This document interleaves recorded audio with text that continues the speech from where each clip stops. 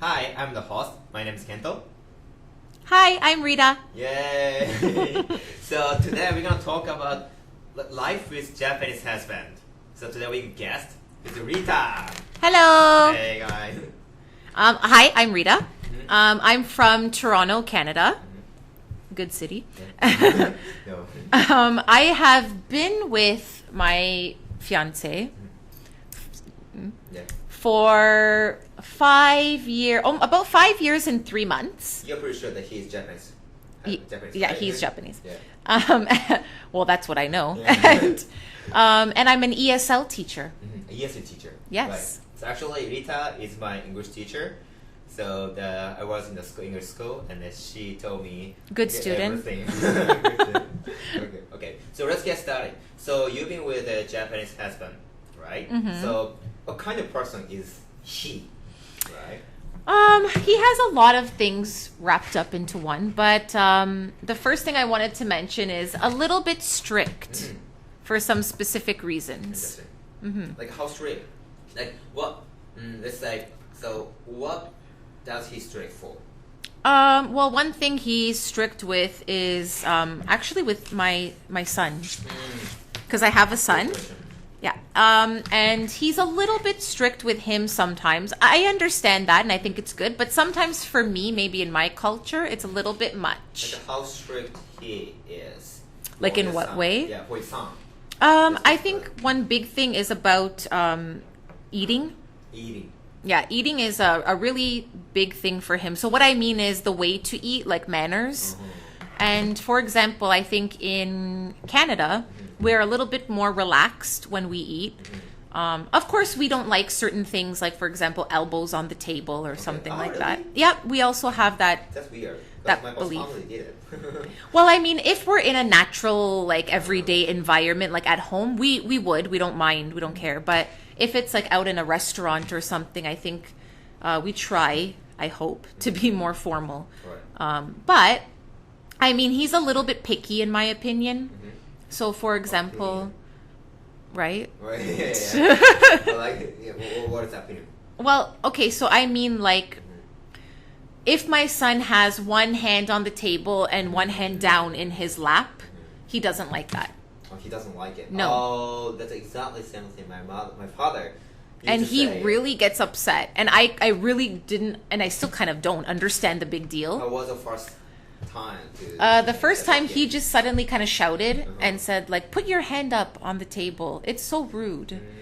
And I didn't know that belief or culture, whatever, at that time. Right. So I was like, what's going on? You know, what's the big deal? Right. And I mean, now I got used to it, but I still honestly don't see why it's a big deal. But Right. I just try to understand, okay, in his culture, His culture. it's not polite. So your son is in the middle of the diversion of the Yeah, cultures. Right? basically.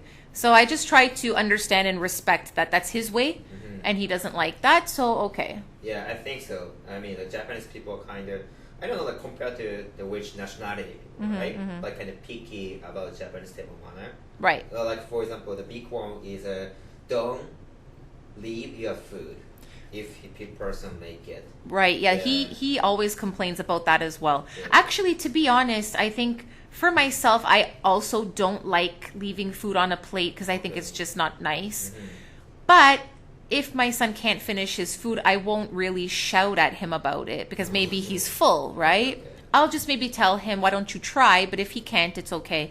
But my husband is very picky about that. Right. That was a big issue for me. I remember, like my father and mother, both of them used to say it, but I was like, okay, wait a minute. Like their saying was like, they're thinking about the people, like kids in the developing country, like Africa, right? So they couldn't get enough food. Right? Well, yes, But that's what he always when I talks think about. about it, right? If I get full, I don't eat it, and if they get full, they don't probably eat it. Right. Right. It doesn't make sense for the Yeah. theory. He always says that too, though. He's like, some people don't have food, so you should finish everything. Right. Yeah. Well, according to her, he's a strict for especially son. Right. Yes. Could be. So Um, what's next? You say? About strict? No, the personality. I think even though he's strict, I don't want it to sound like, he's very serious, because he's not really a serious guy. He's also quite funny, silly. Funny and silly. Yeah. But I think that also depends about who he's around. Mm-hmm. So, of course, around us, he's comfortable with us. So, he's from the... He's from Kobe. Mm-hmm. I've been there. Yeah. I went to one time, but it's... Well, I'm not sure like everybody to listen to this radio, but generally, the people from west side of Japan could be funny. Yeah, so I've heard. Oh, yeah. I've heard that. I went there actually just one time. It's kind of hard for me to compare because I didn't go to the other parts of Japan, but I did notice that they're a little bit, funny and comedic and lively. Right. So if he's around people who he's comfortable with, of course he's comfortable with me and my son, he could be like really strange and, joking around and silly and yeah. But it's, the type of humor is really one train from the west part of Japan. Saying. Like how can you find it funny or silly from here? I think I think the humor is different from Canadian humor, of course, but I think he often does some kind of acting.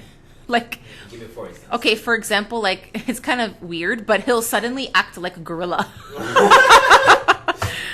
Honestly. Yeah, for your information, he's not gorilla, right? She said he looks like gorilla, right? Actually, he's a looks big like. guy. No, he's not he's thin, but he is. He's thin? Okay, by Canadian standards, yeah. He's thin, but he's broad. He has big shoulders, and he's not very skinny. All right. You know what I mean? So suddenly he'll just do something stupid like that, which I find kind of funny. Right. Mm-hmm. And Canadian people, I don't think would do that. Maybe sometimes, but not really. Mm-hmm. Yeah. Right. So he's a funny guy. Funny guy, right? So especially, I don't know, it's a generalization, right? You can expect if your boyfriend is from the west part of Japan. Yes, I think so. It can be funny. I think that was good though because it kind of broke a stereotype. I think. I think I kind of, in a way, had a belief that Japanese people were usually serious, not always serious, but maybe a little bit more quiet or shy. But he has shy tendencies, of course, right. but Shy.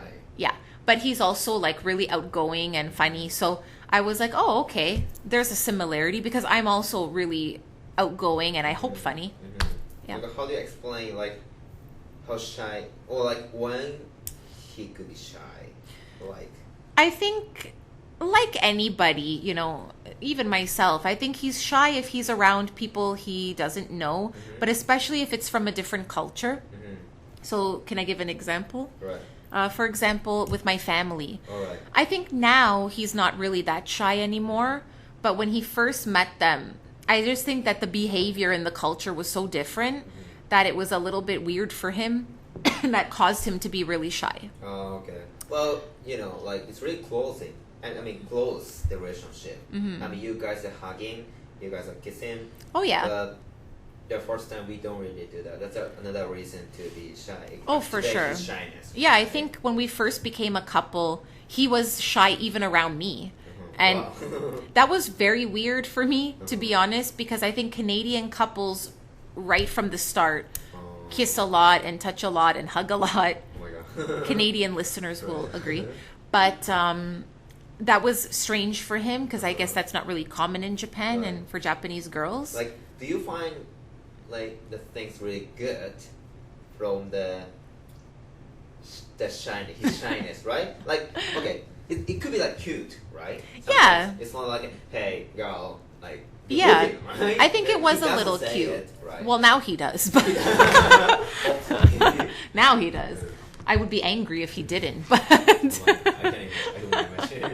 but yeah, I did think it was a little cute, and it was cute in the way that I felt like I had to teach him how to behave with me. You know what I mean? I was like, it's okay if you hug me, and it's okay if you kiss me suddenly. You've been teaching how to show his affection. Affection, like Yes. emotion, Yeah. right? Like that's kind of Right. big issue that we don't really have a word to say "I love you" in a usual way, right? Or like serious way too. Right. Well, we have it, but if we say, well, I'm not even sure how can I say it. I know how to say it. Well, My pronunciation will be bad, but Can you try it? you guys have like aishiteru or something, Yeah, right? perfect. Thank you. Yeah, I don't know. But you guys don't really say Yeah, that yeah, yeah. a lot. So like, how do you deal with it? Like, Well, same thing. I think at first he didn't really want to say I love you because he was uncomfortable with that. But I always said it because in English we have a very big distinction between I like you and I love you, right?